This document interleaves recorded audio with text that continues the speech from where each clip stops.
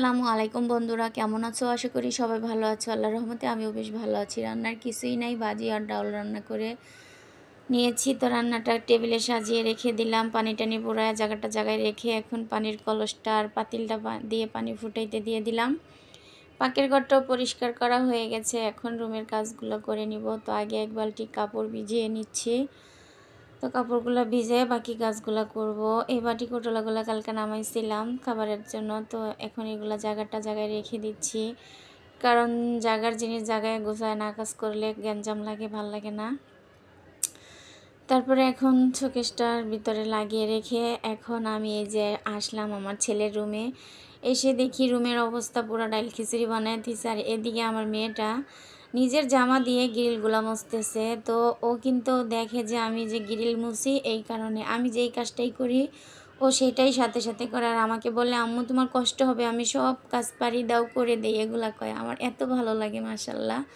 তো বালতি টালতিগুলো মেজে তারপরে এখন ঘর মুছতে চলে এসেছি। তো ঘরটা মুছে তারপরে গোসল করে কাপড় চোপড়গুলো রোদে দিয়ে দিচ্ছি, তারপরে নামাজ কালাম পরে নিব। তো সকালবেলা তো শুধু ভাজি আর ডাল রান্না করে নিয়েছিলাম।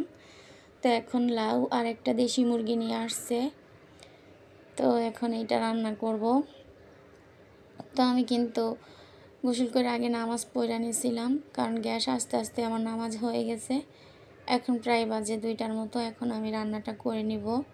তো ডাক্তার দেখানোর জন্য আমার বাসায় একটা মেহমান আসছে, এই কারণে একটু তাড়াহুড়ো করে রান্নাটা করতেছি। গ্যাস কিন্তু এখনও ভালো করে আসে নাই, একটু একটু করে আসছে, তারপরেও তাড়াহুড়ো করে রান্নাটা করে নিচ্ছি। তো আজকে হঠাৎ করে তোমাদের ভাইয়া বলতেছে লাউ দিয়ে মুরগি খাবে। তো ঢাকা শহরের লাউ কিন্তু আমার তেমন একটা পছন্দ হয় না, দেশ গ্রামের কচি লাউ দিয়ে আর দেশি মুরগি দিয়া খাইলে কিন্তু অনেক বেশি মজা হয়। আর ঢাকা শহরের এগুলার তো সার টারের লাউ। তারপরে নিয়ে আসছে, কী করা, তো রান্না করে দেই।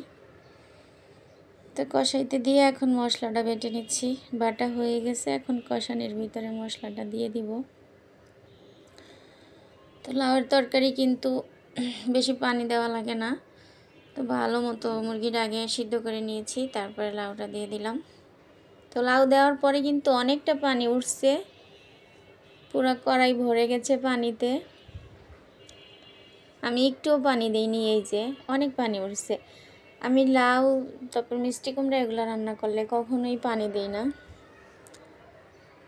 তো এই পানিতেই আমার তরকারিটা রান্না হয়ে গেছে। এখন একটু জিরা দিয়ে তারপরে নামিয়ে নেব। তো ভিডিওটা আজকের মতো এই পর্যন্ত ছিল। ভালো থাকবেন, সুস্থ থাকবেন, আল্লাহ হাফেজ।